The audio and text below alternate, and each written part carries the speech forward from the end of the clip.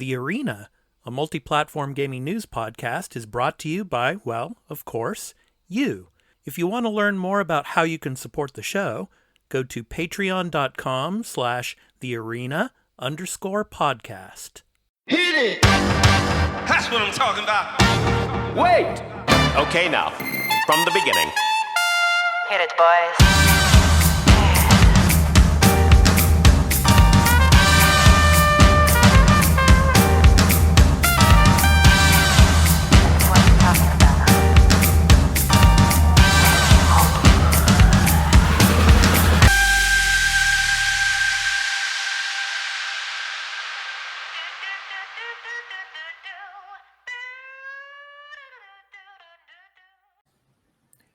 And welcome into The Arena, multi-platform gaming news podcast. This is episode 77. I'm your host, Expat, along with my co-hosts, Burly of Burly Gaming on Twitch, and Turn-Based Carl. So, Carl, how was the bachelor party for your brother? How was that all?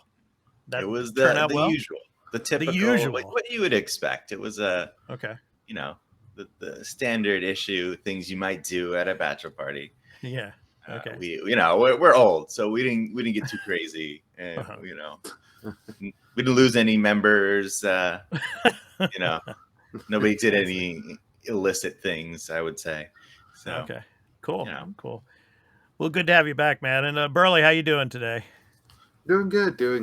Got some stuff from Japan came in on Friday, so I'll get to unbox that. Mihonomono, hi, Japanese things, cool. Or at least contacts from Japan came through. Nice. Ooh, look at that. Yeah. Final Fantasy 4 unbox. Wow, that's cool. 5. And they're all shrink wrapped and stuff, like everything in Japan Expat? is. Yeah. The packaging on this thing was just immaculate. I should have took photos. Like it had bubble wrapped, then other plastic wrap, then wrapped Japan newspaper. Like the wrapping on this was so well. And they wrap everything here in Japan. I mean, even if you get potato like Simbe crackers, every single cracker is like shrink wrapped, and it's really, I mean, it's crazy. Yeah, are those Famicom? Let's see, your Super Famicom.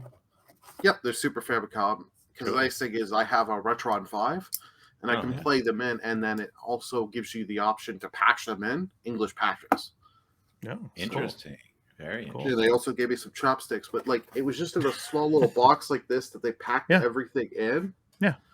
I got a Funko Pop from GameStop, and they put a box twice the size with literally one thing just to hold the pop against, so it wouldn't get damaged. I was like, "You gotta be kidding me!" So you can play the original Final Fantasy IV hard mode. There you go. The original.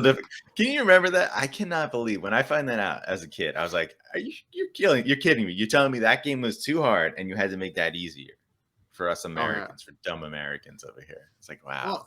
Well, it's funny enough. I've played the hard mode anyways because it's not that the different. version of 4 I beat was the DS version, which is the hard mode. But in that one, they change all the all the strategies. So, if the boss was weak to fire in the original version, it's now weak to ice. Just to screw with everyone that thinks they know how to. That's weird. How to play with the game. I see. Yeah, it took out some of the extra cool abilities. I was like, oh man, why would you do that? Animations you just can't see because they're like, nah, we're not gonna let you do the cool, shadow sword attack from what's his name, Cecil in the beginning when he's a Dark Knight. Yeah, he can use it against you when you're fighting yourself. Yeah. Can't have Rosa pray for free healing. Yeah, right. Yeah. All right, we got a lot to get to on this episode of The Arena, so we're going to talk about the state of play that happened this week. We're going to be talking about these showcases in general. A lot to talk about, but before we get into what we've been playing this past week, here's a brief word about where you can find the podcast.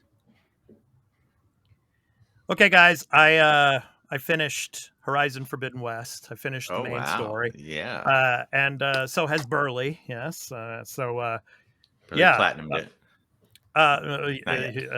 Yes. I platinumed the PS5 version and the PS4 version. Expat, get good. Oh, be quiet, man. You guys, in your dreams, you still haven't platinumed yet, Burly. Yeah. But I will. Oh yeah, yeah, and I'm hoping to do that as well. I mean, I want 100% the game. I mean, I still have so many side quests to do. The game is amazing. Of course, we don't want to give any spoilers here. That'll be saved for our extra take episode. But yeah, I think the story alone was a little stronger than the first story. I loved where the game is, has gone. And the gameplay was fun. Many different types of mechanical dinosaur monsters in this game. The different landscapes, the different areas, the regions of the Americas that you have to go to in the game, especially out west and to San Francisco area. So yeah, I loved it. I really, really enjoyed it. And now I just downloaded, because it's on Game Pass now. It dropped on the 10th. Guardians of the Galaxy. That's the next game I'm going to be playing. So I'm really excited to get into that. I know, Carl, you and Burly both played Guardians of the Galaxy, and you had good things to say about it. So I'm looking forward to jumping into it. So, Carl, what have you been playing this past week, or the past couple of weeks, actually? Pretty much just this right here. Ta-da! Triangle strategy. Triangle strategy. Awesome. Because it's a Switch game, like I have to prove I have it by showing you it physically, because I don't really have an online system that I know of that works like that. Yeah. So yeah, man, I'm loving this game. It is the Final Fantasy Tactics type game that I've been waiting for a long time. Cool. It is story-wise, it is very Game of Thrones. We got a lot of the political intrigue and scheming and betrayals. And incest. No, I'm sure that's in there yet, but it's possible. There's a couple in there that I suspect. Yeah, I mean, it's I guess the one weak side that is the voice acting. Seems like some of the line delivery is a bit dry. I feel like I've gotten used to it now. I've listened to it enough. I'm like, it's not, it doesn't bother me after a while, but I wish that was a little better. But I really enjoy the characters so far. Your main cast. Along the way, you'll get like side characters that can just join up with you, and you've got, it doesn't have there's no job system. Okay. Which I appreciate, because sometimes that gets annoying, because it just seems like, everybody can be anything, and then nobody's unique anymore. So you got a lot of different unique, I don't know, like skill sets for these different characters. They can do things that are, sometimes you don't even expect. Like I got this one guy who can like create ladders, so you can like traverse the height in different ways that you wouldn't normally be able to do. Which is just like, you probably don't need that guy. He's an extra secondary character, but I haven't really messed with it. But it seems like a really neat, interesting way to like change a battle. Like you can just go a different direction with all your characters, because he put a ladder for everyone, versus like maybe only your flyers, or your like your spy character who can like jump heights. Might have been able to go that way. I think the AI is pretty strong. I'm playing on like the normal difficulty, which is, there's 2 below that and 1 above it. The normal says like, if you have experience, in these type of games, this is good for you. Which I'm like, yeah, I don't want it to be like a cakewalk. And it's, I haven't lost a battle, but there are times where I was like, oh, if I made like 1 or 2 more mistakes, I'd have been in trouble. I've been in real trouble. Now, tell me a little bit about the dialogues. I mean, are there any dialogue options in this game? Yeah. Okay. I wonder, I'm trying to figure out how the system works, because when you talk to certain people in like there's like sort of investigation modes where you're trying to like gather information before your like scales of conviction moments. And there's other moments too, where there's 3 choices. And those are those 3 ideologies that we mentioned when we talked about it. Although it's not clear which is which. I'm not sure if they're positioned the same way, same order every time. I haven't really tried to figure that out, but it doesn't seem obvious. And yeah, so you have 3 sort of ways to choose to react to things, and I'm not sure how they impact the story, because every time you do those things, there's a thing on the top right that says like, Sereno's convictions have been, affirmed or something. I don't know. And I don't really know. There's no like way to look at like my convictions level. Maybe when you get to the end, it'll tell you like the amount you went one way or another. Mm-hmm. And there are the scales of conviction moments are where you get to like the story. There's multiple paths in the story, although I think they kind of converge at points, but there are options that you can go. And that's where you have your council and you have to talk to all of them. And at the beginning of it, it's like everyone has an idea of where they want to vote one way or the other. And you have to talk to them and decide, am I going to try to convince this guy to go this way or that way? And in order to convince them, you have to make the right choices. And some of those choices are locked. And you have to have had like talked to somebody somewhere or found some bit of information in order to have that option to try to convince them. And also I'm thinking as I've played it, I don't know if some people are just unconvincible on certain choices, or you feel like the one you unlocked is the choice that you're supposed to use because that was like the special one. But maybe that's not always the right choice to try to convince them. I think I'm being fooled. I think I'm being like, oh yeah, of course, the one I found out there, the special option, that's got to be the choice, right? It makes sense, but it might not be. So yeah, man, I'm really enjoying it. It's a really cool game. It's fun. It's everything someone who loves these type of games would want. Definitely. Okay, one more question for you. For the amount of time that you've put into Triangle Strategy now, how would you compare it to Octopath Traveler? Is it very similar, or is it different in many ways? Oh, it's completely different because it's your tactical strategy game. Okay. So you're not, there's no overworld map that you're walking around, going to towns, getting into random encounters. There's none of that. Okay. So like those are very different style of games. I'm sure anybody who knows those games knows that's how they typically go. This one does add aspects where you do get to walk around, which is not always typical of these strategy games. And that's where you're sort of like learning, getting information, finding sort of hidden things in an area before something happens in the story. And you have your encampment, which you can walk around, but there's not really much. That's where you use your like upgrades, buy stuff but story wise is far superior than Octopath, because Octopath is like very basic, simple stuff. Okay. Not really interesting. This is like very intriguing. Okay. So a big leap forward, you would say then.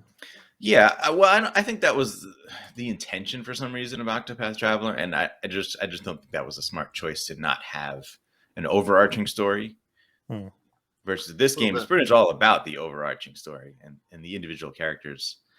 I mean, they have their moments here and there. I'm not sure that they're going to delve into their lives because there's it's pressing matter. You got war, you got to stop the war, man. Yeah. Okay, Burly, you're up. So what have you been playing? And I know you have a couple of questions for Carl or some things you wanted to say to him about, I think it was Horizon and Elden Ring or something like that. So go ahead, take it away, man. Switch light. Switch light. Okay. Which, by the way, and before you guys go on, I just want to say to everybody out there, you're probably noticing we have some changes here.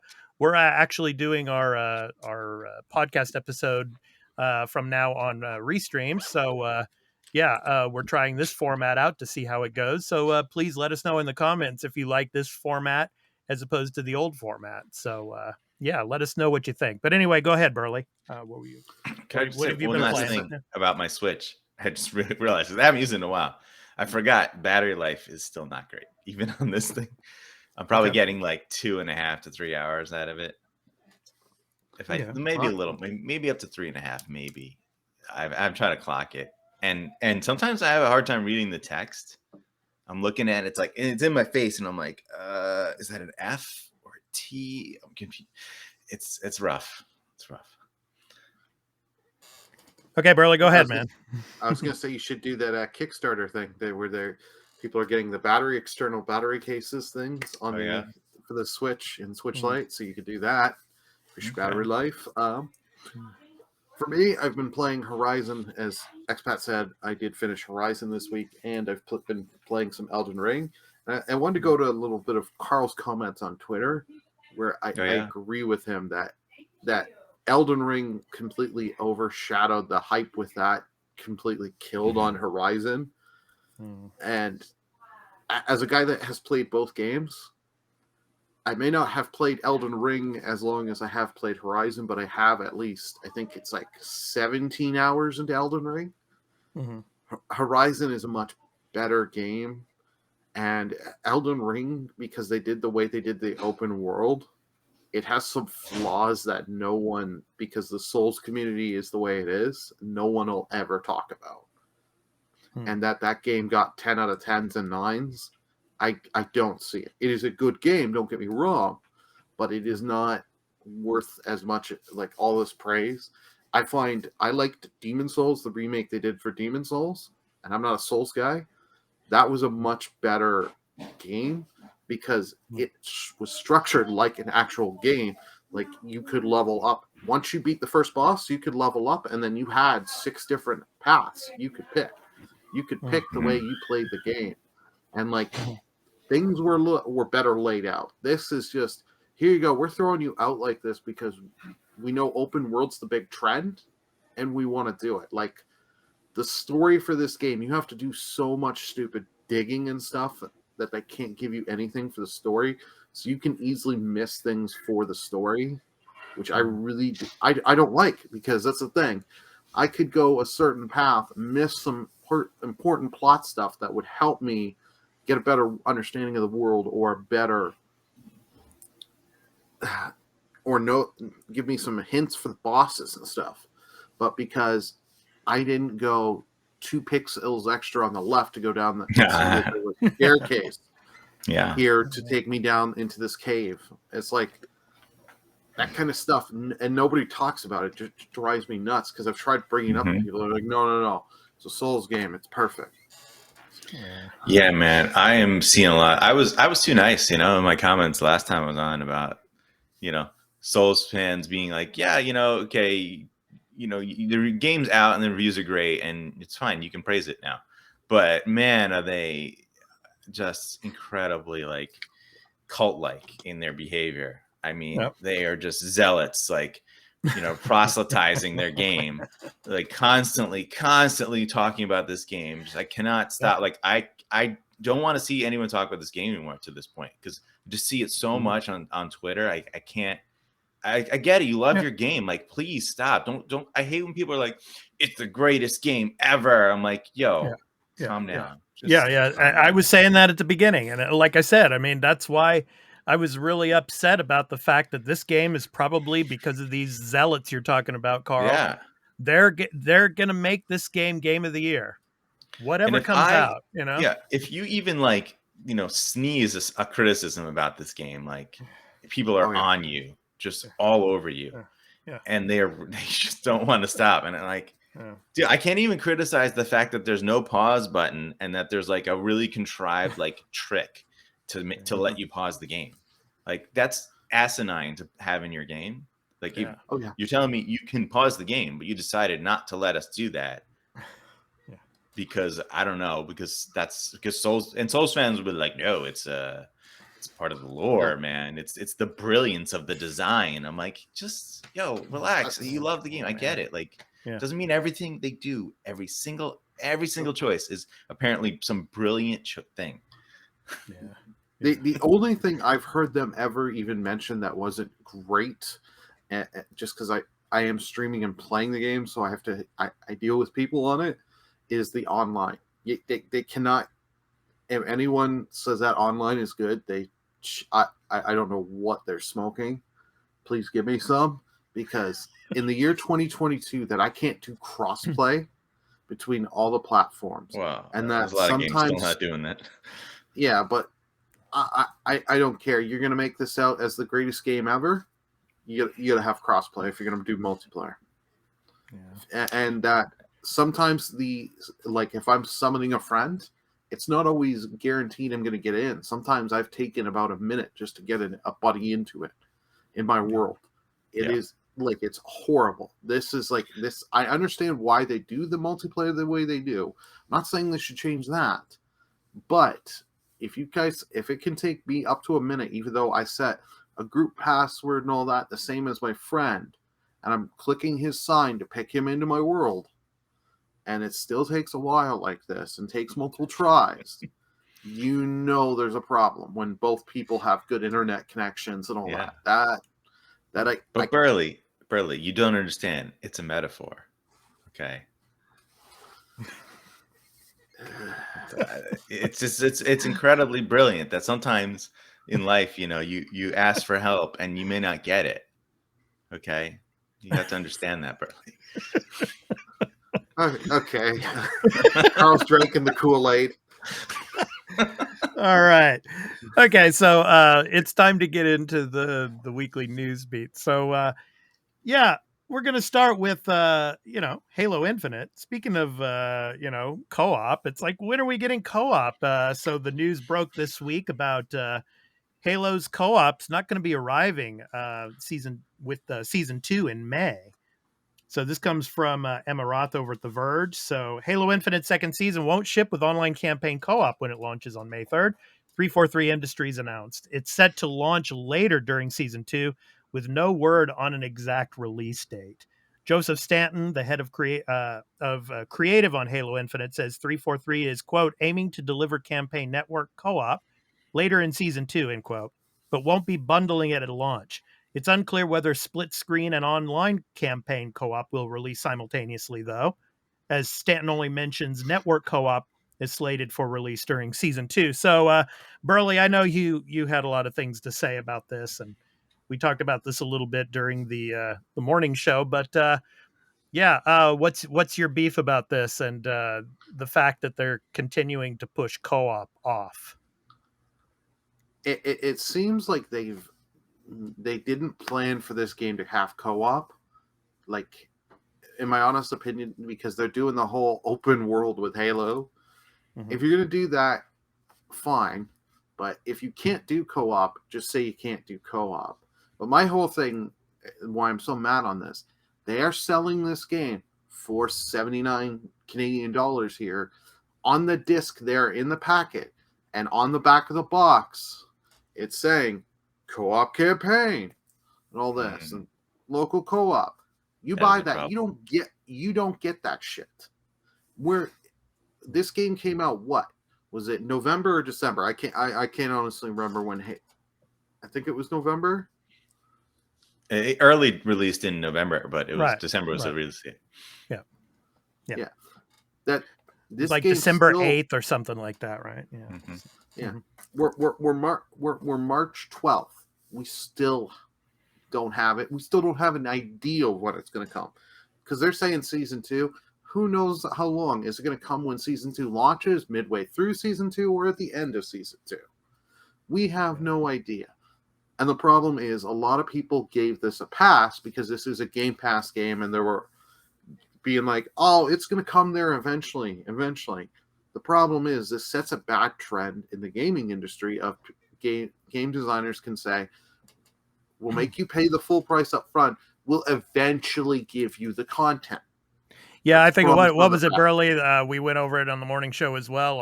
I think it was yesterday that the Overwatch 2 is now, they're going to bring player versus player out first, and they're pushing player versus engine off for later. I mean, so kind of that trend you're talking about. So more and more companies are going to start to do it. You watch. Yeah. Mm-hmm. Well, you're definitely right about that. Although the thing with this is that it is a service game now, so like, I don't think it's a trend in other games. This is supposed to be the single player feature, and I get that. What you're saying about it being on the box, that sucks. That's really bad. You're advertising that, and it's not there, and who knows when it's going to be there. One day, what it says on the box will be true, Burly. One day. One day.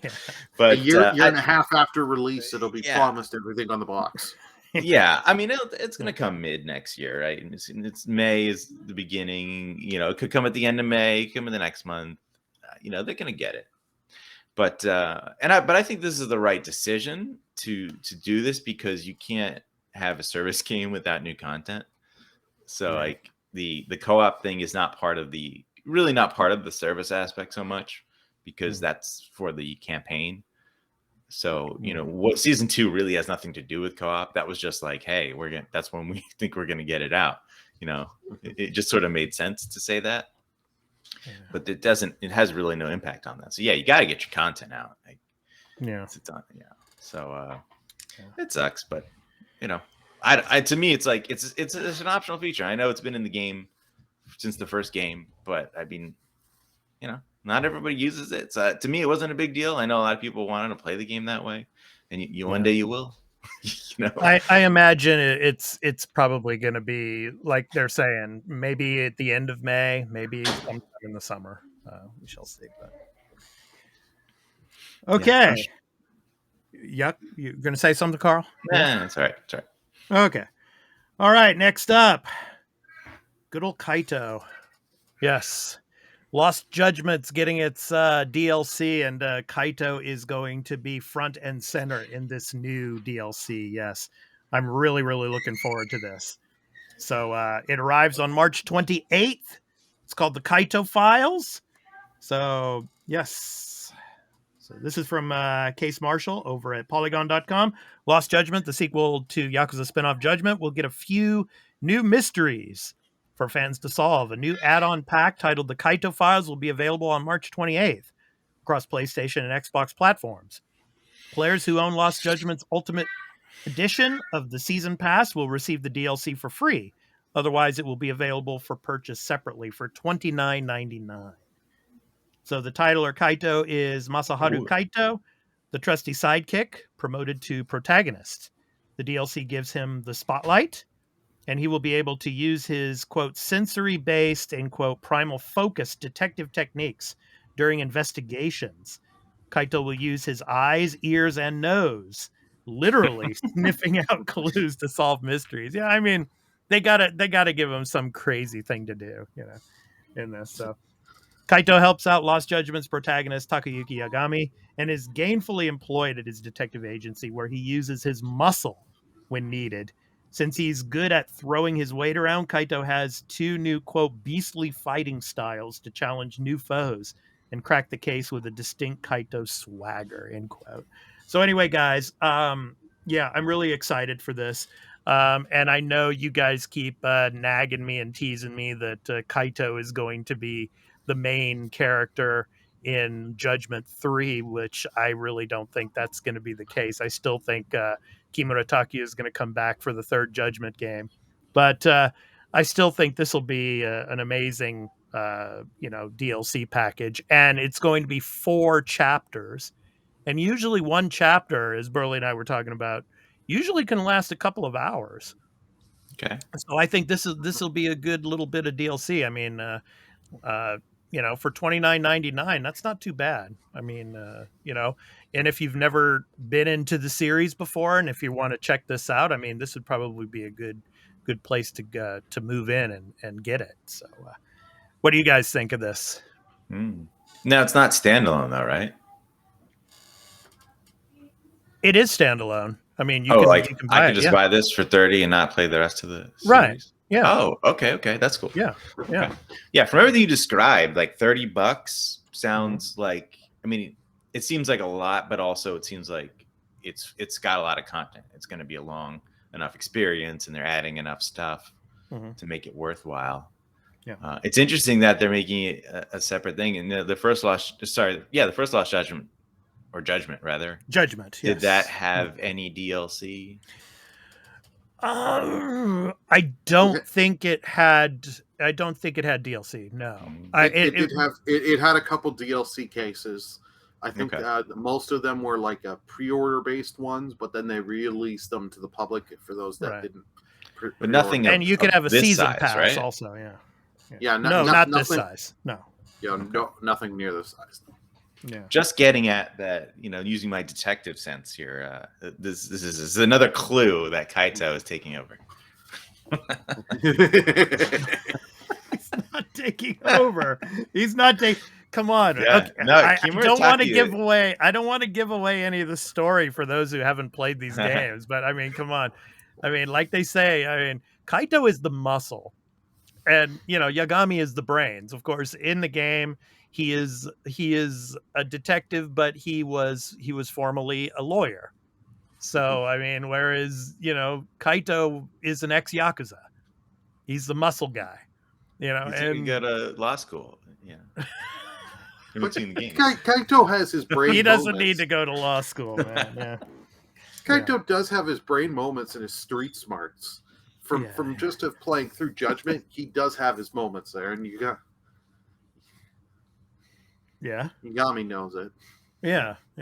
So, but I mean, I think this is going to be cool DLC, and then of course, I'm sure they're already working on, Judgment 3, and of course, Yakuza 8 is going to be the next game that comes out after this. So, looking that forward turn-based.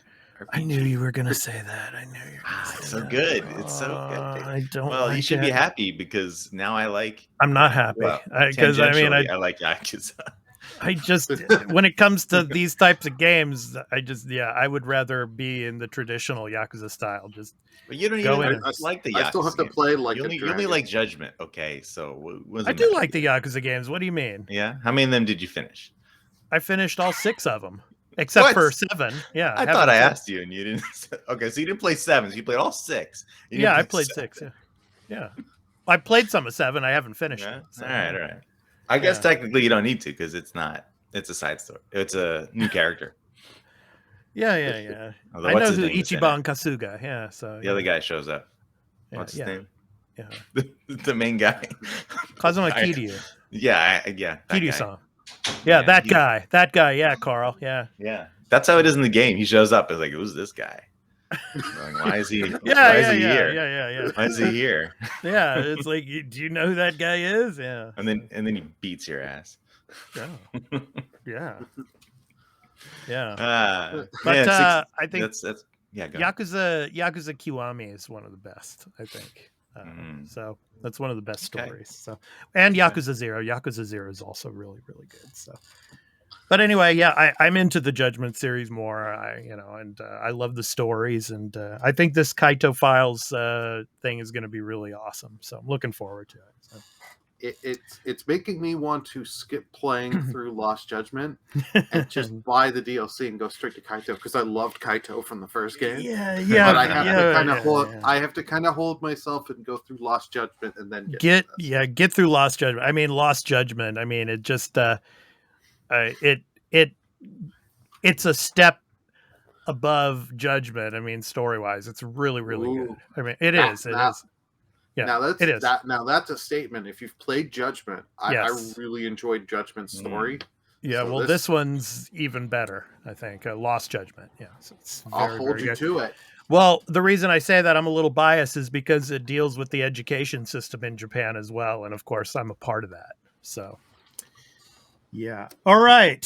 So next up, the state of play, guys. Let's talk about that Sony State of Play we had this last week. Do we have to? Burly, you can sign off, and Carl and I will talk about it then. Okay, you guys already did this. It's fine. I mean, I mean, what games did you like the most out of this? I mean, I don't know. I think for me personally, I think the Returnal Ascension was probably the biggest, biggest announcement there. Yeah. Some DLC is the biggest announcement. Yeah. Some DLC. DLC that seems like it's nowhere near as robust as the Kaito files. That's right. Dude, but that DLC is just what? It's co-op and it's like but that's mode, perfect for me right? because that's the only way I'll play these games because I hate roguelites. And then if I play with somebody else, then it'll give me a chance to actually get through it without breaking my controllers or killing myself. Yeah, so. Misery loves company, right? Yeah. Well, exactly. Co-op adds a new dimension to the game, and for them to keep putting, because the game came out, what was it? That was 2021? It came out last year. For them to keep just adding a new feature, adding new content for free. Yeah. in a day era where everyone nickels and dimes you for extra content, it was a nice see to get Returnal, and that's kind of nice for me as a Twitch streamer. I can put in my Returnal disc into my PS5 and be like, all right, see in the chat, anyone want to join in? Yeah. And they're like, no, thanks, Burly.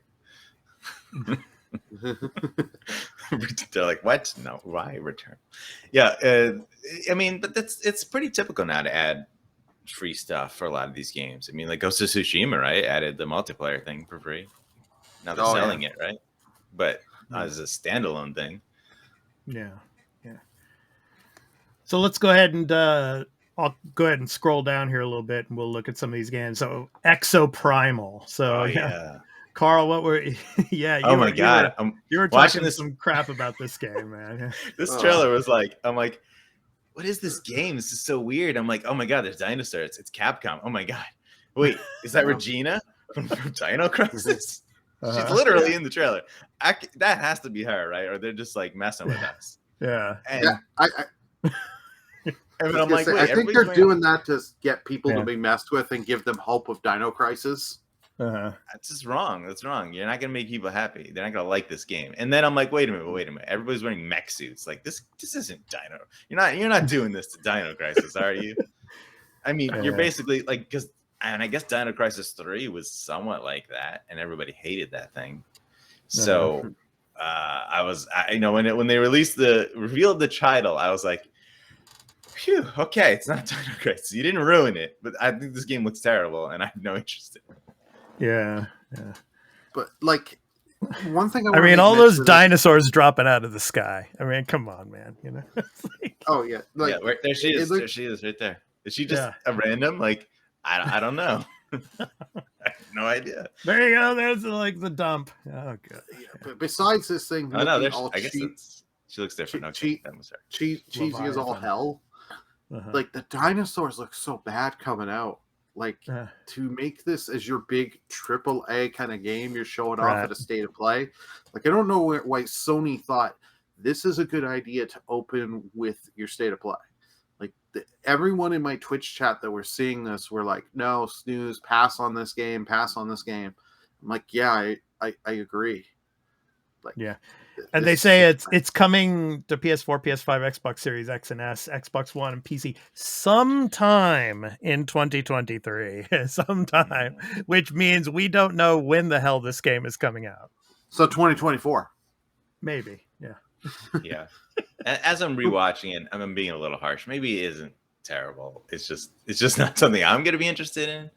And I guess maybe it's Sony. Maybe they're leading with something like this because they typically don't have a lot of these, online sort of. This seems like it could be a service game at some point. It did well enough they could keep supporting this game. Okay, let's look at the next one here, the Diofield Chronicle. So second to last game they showed off. Yeah. With this, wherever you're getting this from, it says it's not Final Fantasy Tactics and it's not Fire Emblem. And it's not Fire Emblem, yeah. But it's close. I mean, it's not though, because it's not a turn-based tactics game. It's a real-time strategy thing, which is interesting because you don't really see that from Japanese JRPGs. I don't trying to think of one. Maybe like was Kessen. Kessen was kind of real-time. I don't know if you guys remember that game. Never even heard of it. Oh, it was like a PS2 launch thing. Or am I wrong? Is it 3? Might have been PS2. Either way, it was like an old like a samurai type war game, and you move your units around. And I think they were actively moving, and then you can activate abilities while they're going and do special things. But I don't remember it that well. So that game. This game looks. I see. It's weird because they say it's coming this year, and I'm like, you're telling me you're putting out another like fantasy political themed war game? Like you just released Triangle Strategy. Like it seems a little weird. I know that seems it's a different style, but this is a different console market because because the one was the Switch. This I forget if this is just PlayStation exclusive or if this one's on everything.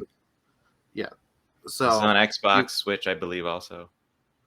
Yeah, But Yeah. this game, it seems like they're just channeling tactics because later on you see they summon, which is basically Bahamut, Yeah. which is like Yeah. this seems like Square seems to be well, not just Square because it seems even with like Capcom, they're doing stuff with like channeling their other franchises, but getting it kind of close, but don't want to attach the big name to it because if there's any blowback, they don't want it to go onto their big name franchises.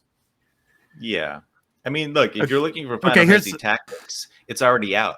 The play triangle strategy. That's what you're looking for, not that. Yeah. Yeah. Next one, Valkyrie Elysium. So yeah.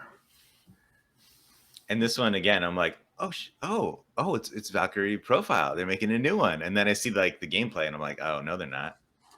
Yeah. They're making a spin-off. I'm like, Yeah. it just drives me nuts. Valkyrie Profile Lenneth on PSP, which is like it's kind of a remake, remaster type situation. It's a beautiful game. It's such a great, awesome game. Everyone should try to play that. I don't know how you can play it right now. If it's just still on the PSP only, or I don't know. You might be able to get it on the Vita. It may be one of those PSP games you can get on the Vita. Yeah. Hmm. I mean, it was a turn-based RPG, but it had dungeons. Dungeons were like side-scrolling, and you could like go. It was weird. I'm trying to remember exactly. It's been a long time. It wasn't this. I tell you that. It wasn't hacking and slashing. Yeah, that's all it looks like to me, man. Just a bunch of hack and slash stuff. And like kind of weak looking visuals for the most part. This game. And this game looks like a 10 out of 10. Yeah, I mean it's supposed to be like she's. This thing could beat Elden Ring. I know she's like supposed to be Valkyrie, and she's supposed to be bringing the souls of like the dead warriors with her, and at some point you see one with her. So I'm assuming she's gonna have like other warriors with her. But they're not really playing into that into this. Yeah. Go ahead and move on here. So next up, that one was PlayStation only, which. It just bothers me so much that Square is like, Diofield Chronicle on everything, even Strange as a Paradise on everything. But then this one, like, I guess we'll just put this one on PlayStation only. I don't know. Yeah. Like, did they choose and that? That was such a weird game. Yeah. Who knows? But that was such a weird game to end the showcase with. It was State of Play. Yeah. This is the game. Returnal. So this is what I feel they should have ended because this was like kind of like midway through because this is something that's already out. The game is already out, and this is a big PlayStation game. Yeah, I mean, but you can't end a show on DLC. And you say it's a big PlayStation game. The game didn't sell well. Wait, come on. True.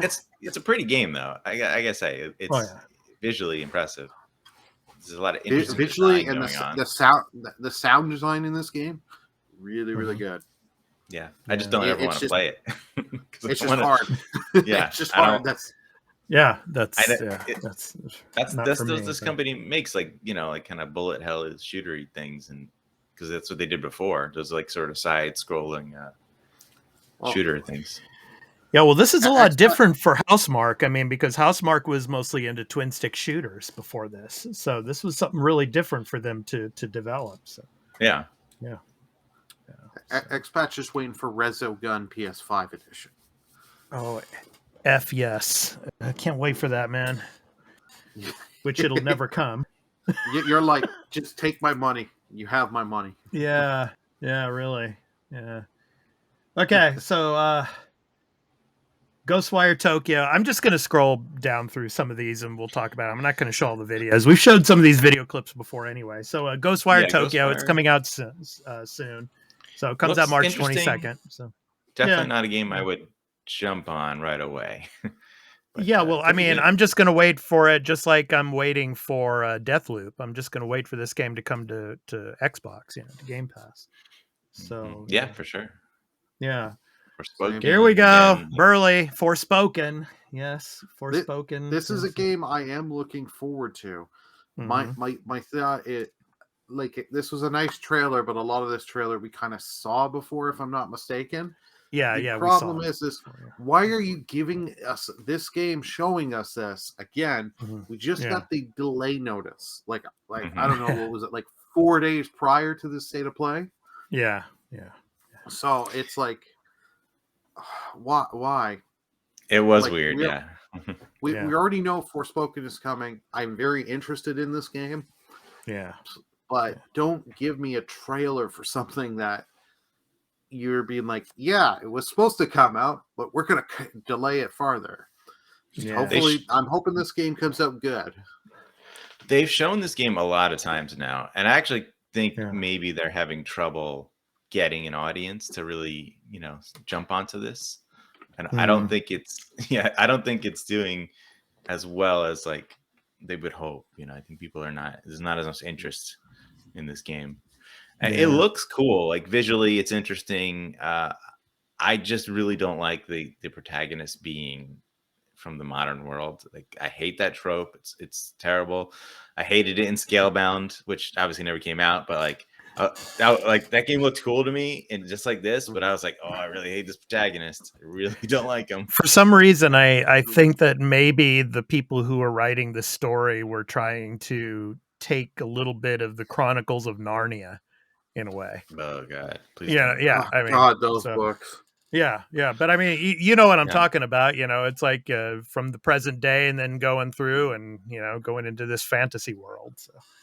Yeah, I see the problem. Like, I feel like to me, I see a disconnect between the protagonist and the world, more so than just that she's not from that world. But like, I look at her and I'm like, that's just a regular woman that I might see on the street.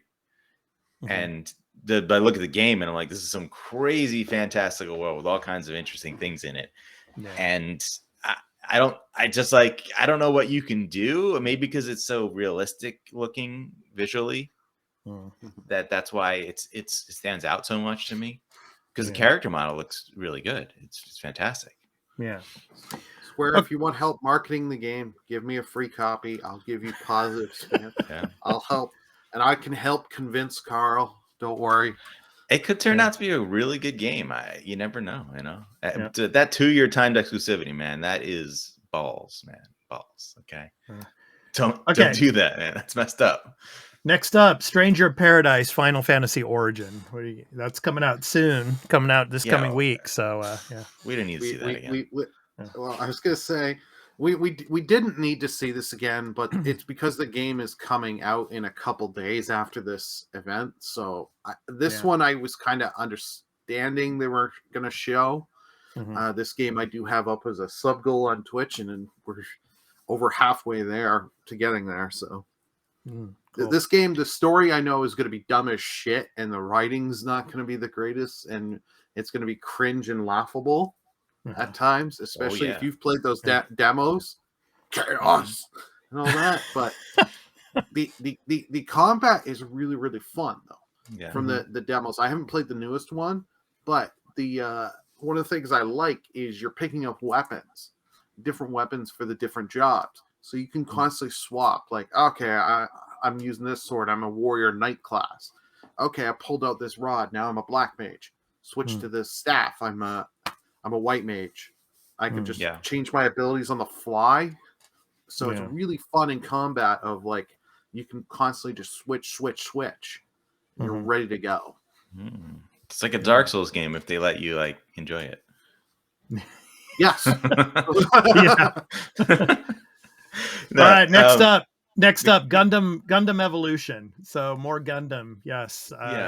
One thing all the people out here in Japan, they love this. Go ahead, Carl. Yeah. About the Stranger of Paradise, it's Team Ninja, right? They made Neo.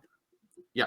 Previously, Yeah. Is it gonna be difficult like that, or is this one they're like, it's Final Fantasy? I don't want it to hurt people. Oh, you have your difficulty settings. Like, I believe I beat the first major demo on the harder mode, and that took me that boss took me an hour and a half. The boss at the end.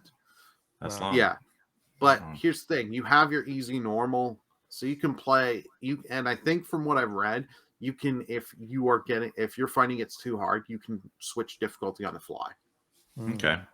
So like hour and a half on a boss is for my life right now way too long. I can't spend that could be my entire game session for a day. I'm like, I can't just fight one boss and that's all I did. You know? Yeah, that's crazy. Yeah. All right. So, yep, Gundam, of course. I know you guys don't play Gundam, but yeah, Gundam's pretty cool, and it's coming. It's like PS4, PS5. Yeah. So. First person, like I don't know. It's a multiplayer shooter, basically. Service game, right? It's gonna be a service game. Pretty much. Yeah. That one's on Xbox also. Yep. All right. Teenage Mutant Ninja Turtles Cowabunga collection. So yeah, a lot of stuff coming to that. So, but yeah. Like 8-bit, 16-bit, console era. Yeah, it's cool. I played pretty much all of these throughout my life, with the exception of, I guess, like the if you Game Boy games. Sorry, the Game Boy games I never played, and I guess I didn't play the Genesis like Tournament Fighter one. Or the NES. That's on there, right? Scroll down a bit. There's like a NES. Tournament Fighters, which Tournament Fighters NES. Yeah, I heard about that. I saw like a video once, and I'm like, I can't believe they tried to do that. Because this surprised me. This collection, I did not see this coming, and it's like, wow, 13 games. These Konami collections. I know we mock with what Konami normally does, but like these collections that they do. Konami does. They've done a good job with them. So this does look interesting because they'll price it at a good price point.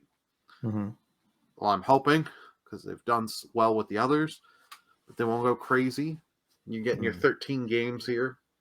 Yeah. It's a little misleading in that some of them are just different versions of the same game. Because you got like the arcade version, and then you have like Turtles in Time, right? You got the arcade version, you got the Super Nintendo version, and then you got the Hyperstone Heist, which is technically a little bit different, but is a bit of a version of that Turtles in Time game. Yeah. It's like it's not a total unique game. Yeah. Okay. Next up, Gigabash. So yeah. This one I kind of missed when I was watching because I was checking out here and there on this showcase. I like War of Monsters, So this is just the kaiju thing. Okay. Yeah, kaiju. Yeah, you've got some of Godzilla. Kaiju being monsters. Yeah. Yeah. I mean, if the gameplay is fun, this might be something cool to play because I remember liking these type of games back in the day. Wow, that looks cool though. Yeah. Okay. Yeah. Gigabash. 2022. We don't know when, but anyway. Okay, next up. That would be cool. That would be nice. That would be nice. We go to releases.com. It just shows up this week. Yeah, really. Yep. JoJo's Bizarre Adventure All-Star Battle R. So, yeah. It was first released in 2013 on the PS3. Actually, for all of you out there, you listeners and viewers, this is from Kotaku.com. So that we're showing these clips. So, came out in 2013 for the PS3. It says so. Go ahead. I would say it's cool that they're putting out this franchise again, and because a lot of people like it. And it's good that's on all platforms. As a fighting game, like you really need to want to get the biggest player base you can on these type of things. Yeah. So 50 playable characters instead of the previous 32. So, all right. Whoa, that's interesting. You should, okay. You should have seen it because they announced when this was going live because I was streaming this, and they were like, "We're bringing back a fighting game from the past." And everyone's trying to think what they're going to do. And then it was like, oh, it's this. Cool. Yeah. Like, I've never read any of JoJo or watched any of the shows. But hey, if you're giving a fighting game from almost 10 years ago another chance. Yeah. Good. Yeah. But visually speaking, it does look pretty dated. Yeah. Oh, yeah. Okay, next up, and this one, it's going to be shown next week at the ID at Xbox showcase on Twitch. Trek to Yomi, and it's also coming to Game Pass as well. So, yeah, I'm like, Yeah, when I was watching this one, I was like, oh, that's cool stylistically. But then I saw the gameplay and I'm like, I don't know. Looks a little janky at times. yeah. I mean, I think they're copying the Kurosawa mode from Ghost of Tsushima on this, definitely. They're not copying the Kurosawa films, you're saying? Well, Ghost of the Tsushima. style of the film, the black and white, Yeah.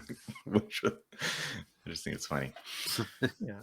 But the combat, you can't deny that. Look, with the animation and stuff, reminds you of Ghost, which has me very, very interested because I love that game.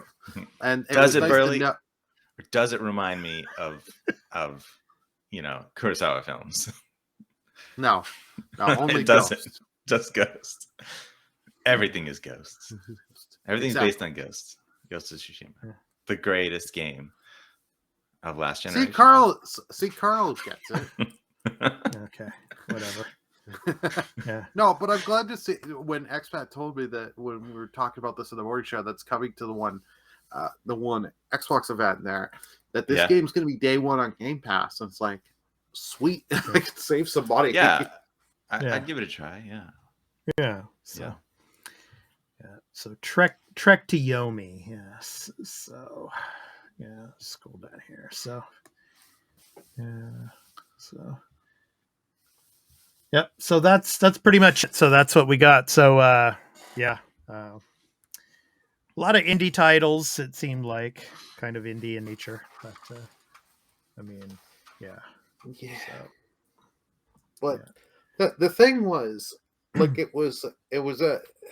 it had a variety of titles. mm-hmm. The problem was with this is there are things we are waiting from Sony because they were saying this was stuff for this year. This was mostly stuff for this year, new and old. We got one thing on an old game that's already out, and a few old updates to older titles that we know are coming. But the big stuff like God of War, Final Fantasy 16, which are two of the games people were really hoping, and I was hoping to see, we got nothing. Like, Sony couldn't have added in a line and said, I know there's a few titles that you guys are waiting that we haven't. You guys are waiting for updates. We're planning another state of play soon. That's going to give you info on this. Like, Sony, I don't know what it is with their marketing on these. They've been doing a horrible job. Like, I don't mind when they tell us the state of play, like Gran Turismo. It's like, here you go. You're getting a Gran Turismo event. That's like, okay, that's all you're going to get. Fine. Fair enough. For the Gran Turismo people, that's great. For me, no. But at least we knew ahead of time. But like on some of those ones, like where they were doing like Ratchet and Clank, they were telling you like Ratchet and Clank will be the focus. And then you go see it. They're like, we get one small trail. Like they'll say we'll show other stuff, but Ratchet and Clank's the main focus. They show you one thing, Among Us, coming with Ratchet and Clank skins on the PlayStation. It's like, you got to be kidding me. Like I don't get why Sony's doing horrible at this. Like, well, we're going to talk about that. We're going to talk about that a little bit in a couple of minutes. But first, let's move on to Gamescom, because Gamescom is actually coming back. So we're getting Gamescom as a live presentation, as well as an online hybrid event. So I'm going to read a little bit of this for you. This is from IGN.com and Ryan Dinsdale. So Gamescom is returning in full to Cologne, Germany this year, but will offer an extensive online program too for attendees who wish to join remotely.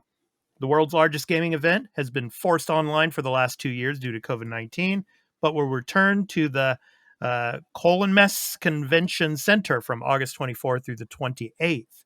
Gamescom will be separated into different areas for entertainment, business, cosplay, retro, and more. Organizers are promising this will be simulated online, with both versions of the event also having interactive quests and rewards. So now of course, earlier Tokyo Game Show decided to do a live event again this year in September. So now Gamescom is following suit, and they're going to do this in August. So my question to you guys is, why not E3 also? I mean, why isn't E3 going to do the same thing? E3 backed out way too quickly. I know they have the earliest show, obviously, right? They're early June. This August. TGS is what? September, maybe? September. Every September. So, which is also having a physical event. Yeah.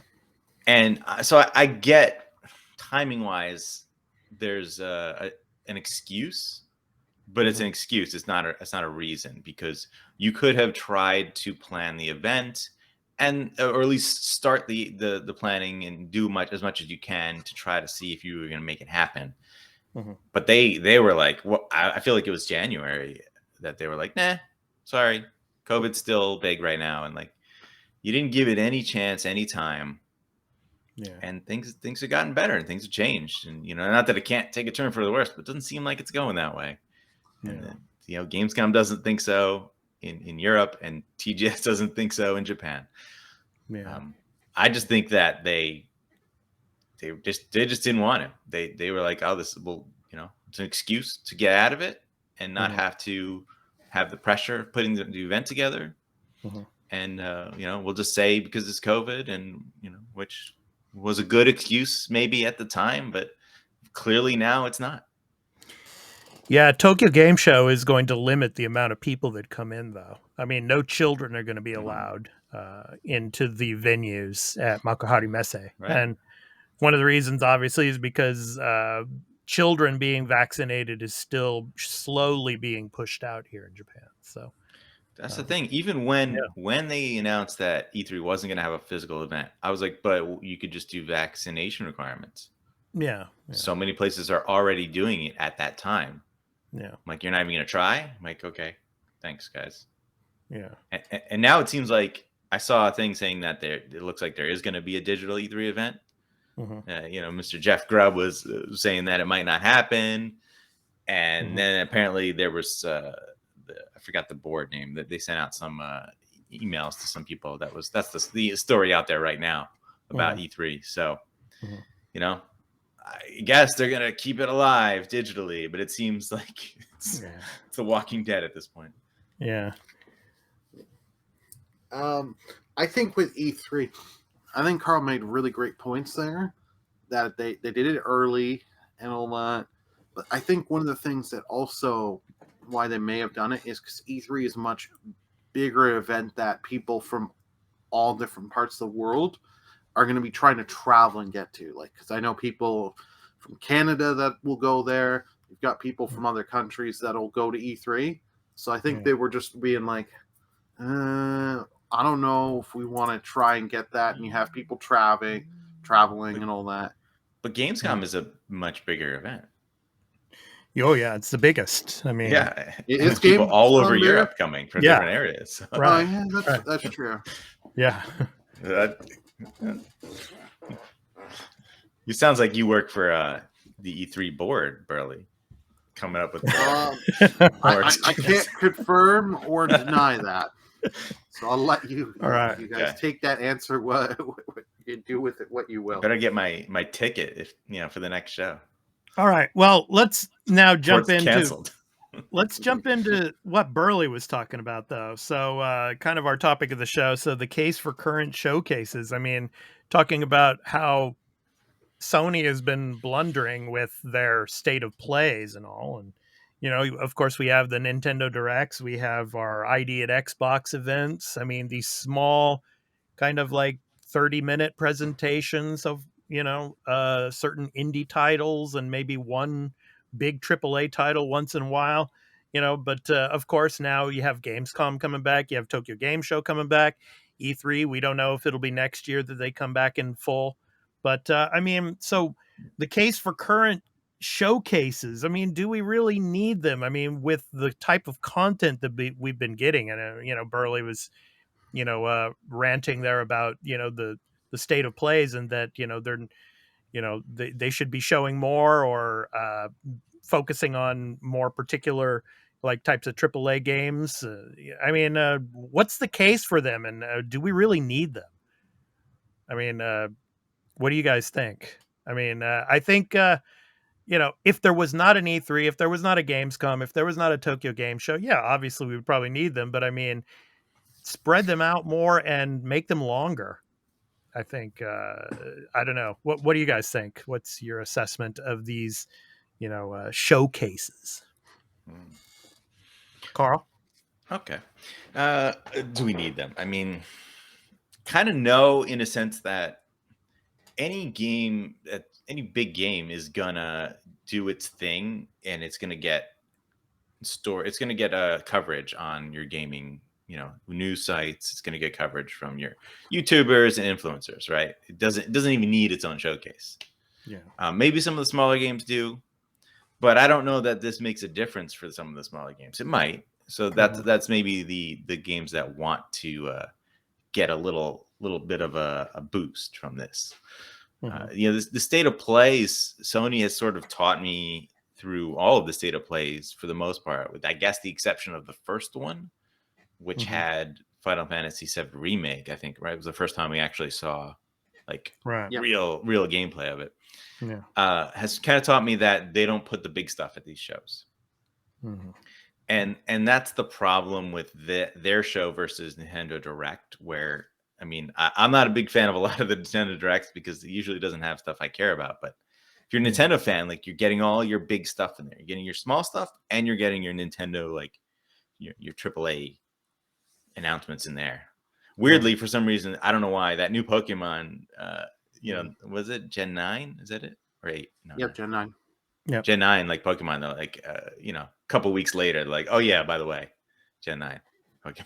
Like, if you put that in Nintendo Direct, I think that made that Direct like even bigger. People would have been like, wow, it was an amazing show, Yeah. Oh, I agree. Yeah. But it's only, we only got it there because it was the anniversary of the series. Yeah. So that's why they did it. Yeah. Yeah. I think if you're gonna do, everyone can do it differently. It's fine. Everyone doesn't have to do the same thing. So they can do what they want. Like, if you're gonna have Gamescom again, and you're gonna have TGS, like, and E3, can't you just do like those are your big three showcases like we used to do? Like, I don't know. Yeah. I guess if timing wise, if that's not how you want to do it, I get it. I do understand that. Yeah, for Tokyo Game Show, it's never really been a place for big, massive AAA titles. The Final Fantasies in a sense, but Tokyo Game Show is more for the indies and obviously mobile more than anything now. But Gamescom and E3 used to be those. You would have the big guns there, PlayStation and Xbox and and sometimes Nintendo, and they would show off the big AAA games there. And so hopefully that'll come back again. Yeah. Maybe you need one earlier, because if you got June and then you got August, I guess you got nothing.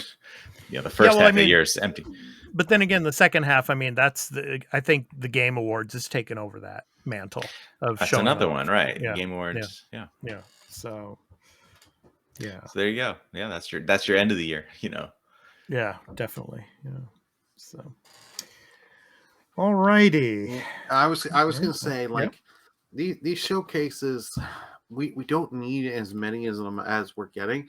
Yeah, it is nice that we get these little Nintendo Directs, but do I need 10 throughout the year?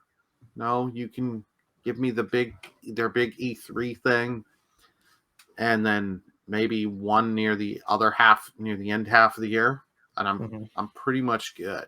Because as Carl said, all the YouTubers, all the great podcasters, and the Twitch streamers and all that, and like your gaming sites are going to pick up on all this stuff and say whenever we get trailers or data leaks and stuff like that, it's going to come out about stuff and talk about it. Yeah. Yeah, because I want good stuff. I want big stuff at these shows. Like, it's almost like you're forcing me to watch. Obviously I don't have to, but if you're someone who's really into this, you feel like I gotta watch it because, like, I love video game. I love PlayStation. And it's like, I have to watch this. But then you watch it and it's like, oh man, I was hoping I'd see the big stuff, you know, like, and even me still, I'm like, I'm trying to be reasonable. I'm like, Final Fantasy 16 maybe at this, you know, because they're like Japanese stuff. Okay. You know, like throw me a bone on these shows. No. So that's the thing. Like I just want to have just maybe 2 a year, you know, maybe 3. I don't know, but that might be ending up what they do. But you got to have something big at them. If you're not going to have that, I don't really think it's good enough. Yeah.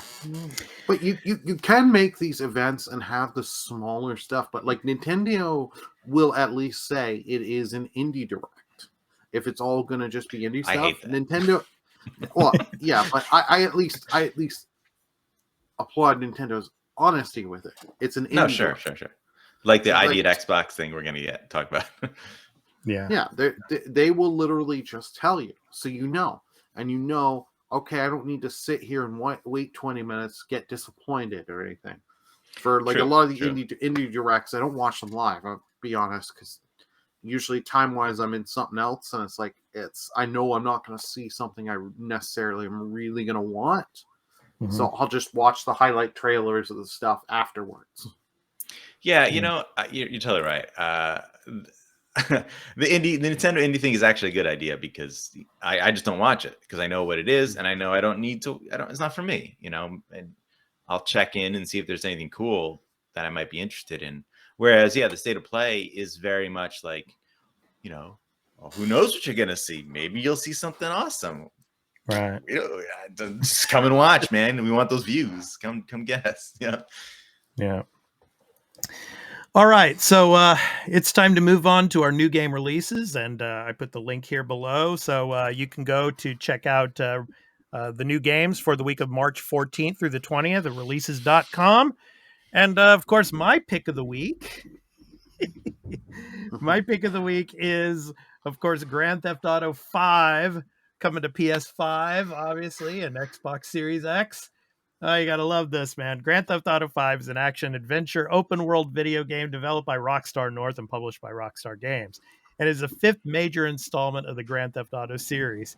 Set within the fictional state of San Andreas, based on Southern California, of course, Los Santos, basically. The single-player story follows 3 criminals and their efforts to commit heists, while under pressure from the government. The open-world design lets players freely roam San Andreas, actually Los Santos, which includes open countryside and the fictional city, of Los Santos, So there is also a separate multiplayer experience, which can be played in a continually evolving world. Up to 30 players can freely roam across a recreation of the single-player world and enter lobbies to complete jobs. So, so that's the Grand Theft Auto Online, so... Yeah, man, coming to PS5 and Xbox Series X. I mean, this game originally came out on PS3. So, yeah. Very disappointed in you, Expat. I know you are. You always are. Worst pick of the week right there. Oh, yeah, of course. Can we talk about the ridiculousness of the pricing on how it's launching on like PlayStation for like $10 less than it is on Xbox? Yeah, it's crazy. Oh, that is just stupid. And Yeah. it's stupid that they're even charging for the upgrade. Yeah. Oh, because the description I read of it, I'm like, this sounds like a free upgrade. Mm-hmm. I don't know. Have they even shown it? Yeah, I don't think so. Yeah. It's coming out next week. They haven't shown it. Yeah. Like I don't know. I don't know about this. But like I know they're getting away with this price difference by saying like it's a discount and it's an upgrade, but that's not how I look at it. I'm like, this is a launch of a thing, right? It's a new thing. It's their new next gen upgrade. They're selling it on its own, and they have the audacity to allow PlayStation to sell it at a larger discount than on Xbox. I feel like this is like a new low in like the games that Sony is playing with, like, you know, your timed exclusivities and weird things like that.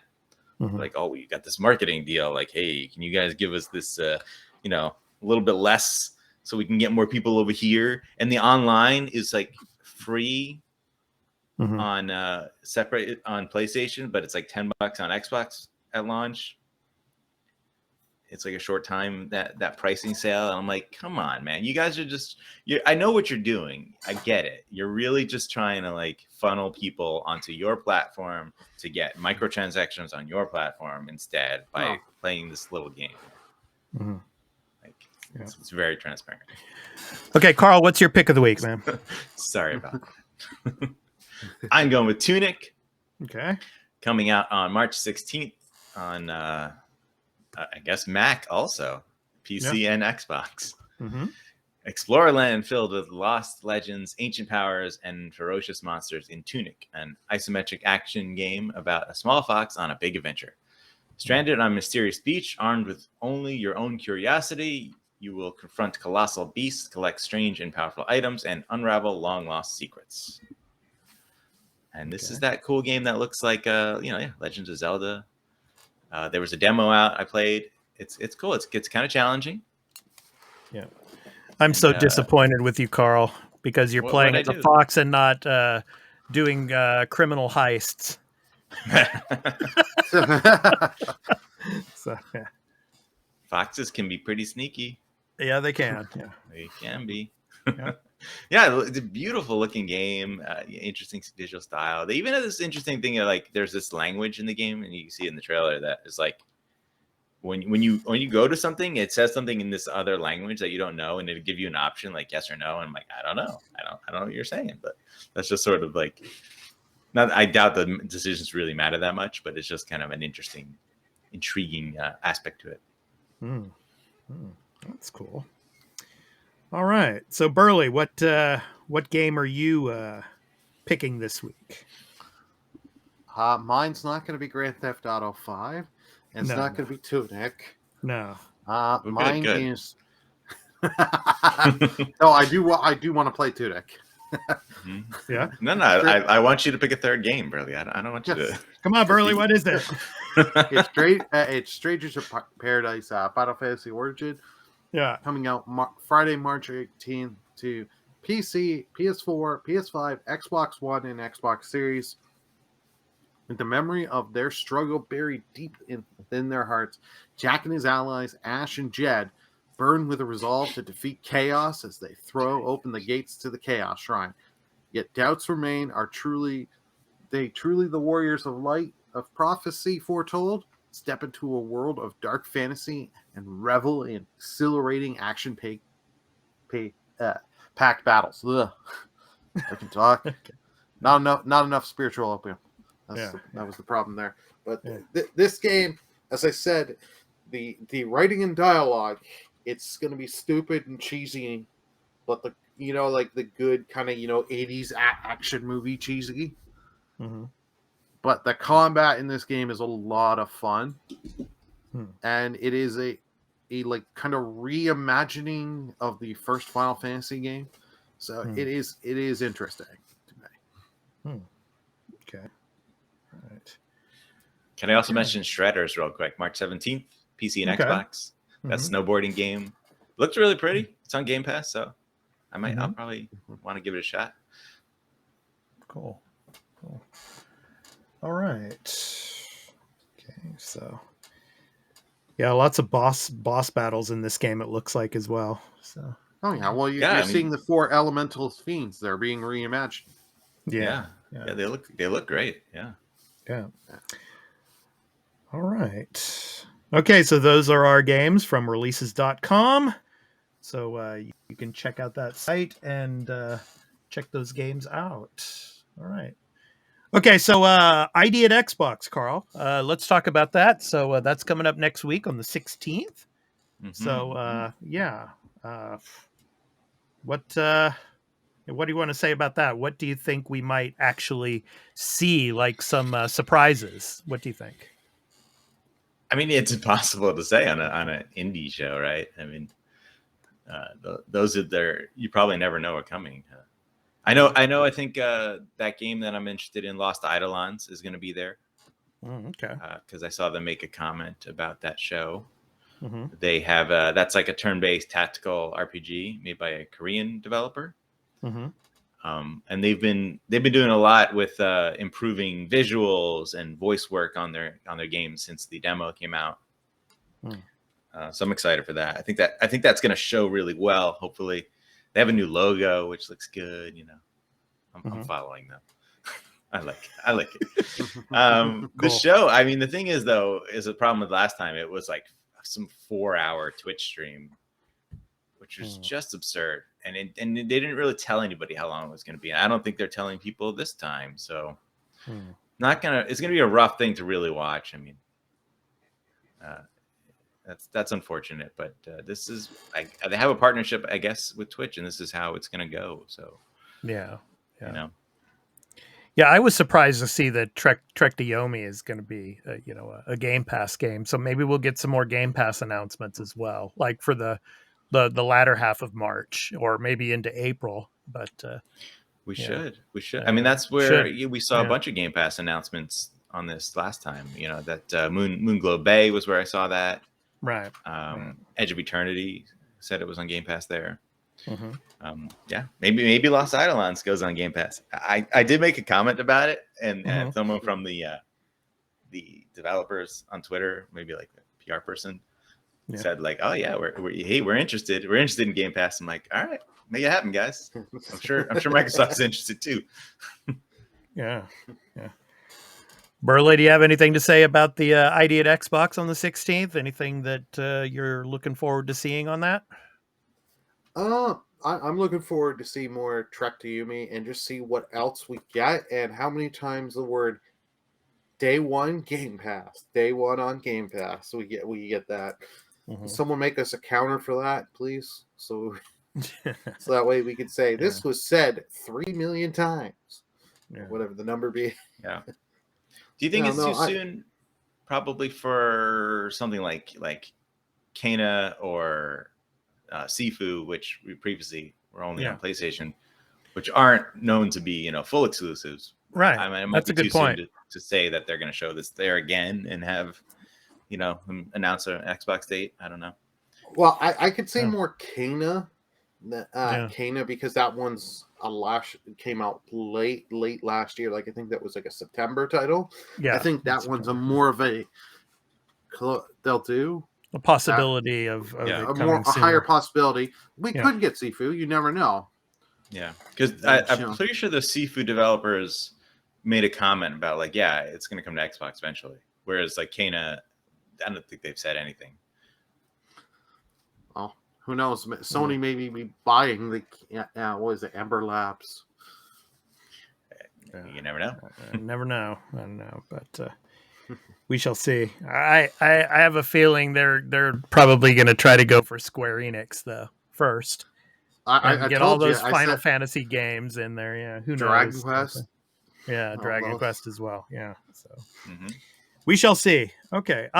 So anyway, I want to say some things about the Patreon, of course. So we have a Patreon, patreon.com/thearena_podcast. And we have some content that's going to be coming. Burly and I, obviously, our Warp Factor 10 series. We're doing our episodes on Picard and our season 2, episode 2 reactions to Picard. We're going to be recording on Monday, and that'll be going up in Patreon. To our Patreon at patreon.com/thearena_podcast. For the first 2 days in early access. And then it will go to our YouTube channel at youtube.com/thearenaproductions. So please go and check that out.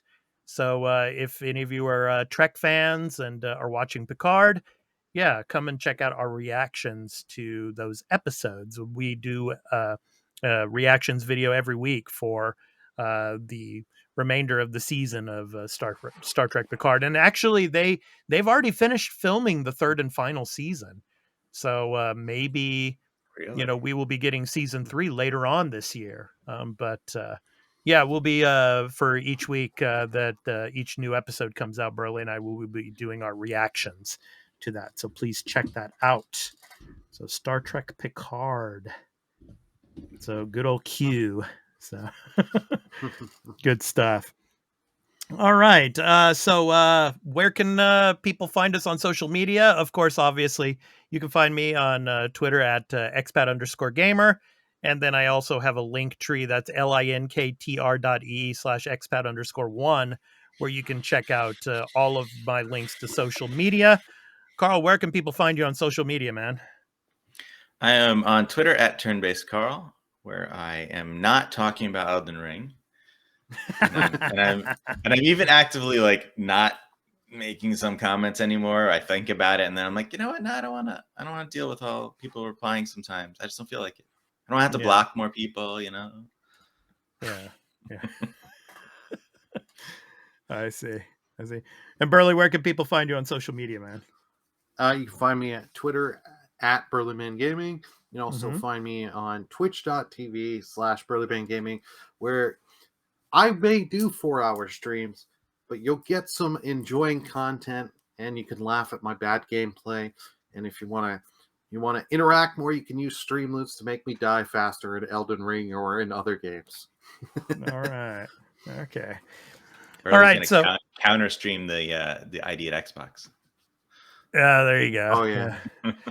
Yeah, there's that new game show that's going to be coming out in a couple of weeks too, and Burly and I are going to try to live stream that. But Burly, obviously, he's going to a concert, I think it is, and so he's going to try to live stream with me from his hotel room. So, yeah. So yeah, we'll be keeping you up to date on that. We'll let you know more about that later on. So, and of course, you can check out our morning show, of course, on YouTube, Twitch, and Twitter. Every Monday through Friday, 7 a.m. Eastern Standard Time, where Burly and I go through the latest in video game news. And of course, our other co-host, Turn-Based Carl, is in the chat with us on most occasions. So yeah, we hope you can come in and check that out as well. So, and I hope you all like the new format that we're doing here, the Restream format. This is the same format that Burly and I do the morning show. So, but of course, it will still go up in audio format as well to all, first to Patreon, and then after early access to free podcast services. So, and the video versions after Patreon will go to our YouTube channel. So, yeah, this is just kind of a new format. So, give us some comments and let us know what you think of this new format style. So, all right. So, to end the episode, our indie recording artist spotlight. So this week's Spotlight is making their second appearance on Scenes as a songwriting and production powerhouse called We Are the Good. So they're now prepared to step out into the forefront with styles ranging from garage, house, to hip-hop, to electric pop. It's hard to pin down what genre We Are the Good lives in, and that's exactly how they want it. Made up of Ohio native Quentin Klobentz and Virginia-raised Wes Ryder, the duo formed in 2020 after leading production on R&B songs and crafting a slew of Christian hip-hop hits. From the title song of their album called Live in the Moment. So this has been the Arena Multiplatform Gaming News Podcast, episode 77. I've been your host, Expat, along with my co-hosts, Burlyman Gaming on Twitch and Turn-Based Carl. So we hope to catch you in the next one. So take care, everyone. What are you guys doing? You guys doing something again? You guys messing with me again? Well, I'm trying to get this never stuff done done. that. Yeah. What are you showing, Carl? Just advertising a game, that's all. Oh, triangle strategy again. Yeah. Looking at the little characters on the inside. Okay, of course, all of our audio listeners cannot see that. So there's a little barrel guy. He's just like a little barrel, like a wooden barrel. He's super cute. Okay. All right. So anyway, that's going to do it for episode 77 of the podcast, everyone. So take care, and we hope to catch you in the next one. Peace out.